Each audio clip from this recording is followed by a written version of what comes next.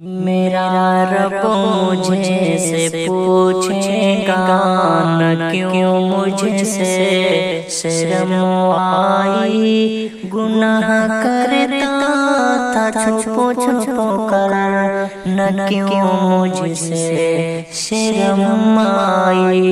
भला तब क्या कहूँगा मैं, भला क्यों कर मैं बच पाऊँ। तसल्ली दे के झूठी मन को कैसे चैन में पाऊँ।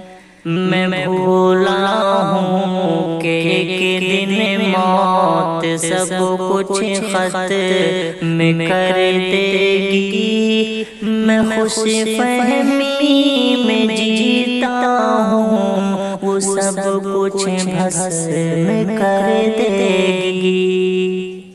ओ देखो मौत की सख्ती मुझे लेने चली आई। मुझे जाना पड़ेगा अब कोई सूरत न बन पाई। सवालों की झड़ी होगी, बताओ क्या किया तुमने। मैं दिल ही दिल में रोऊंगा कि आखिर क्या किया तुमने।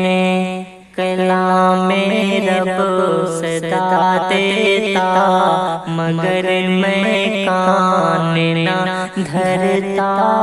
पढ़ी जाती थी रब की आयत, हर एक ना सुनता।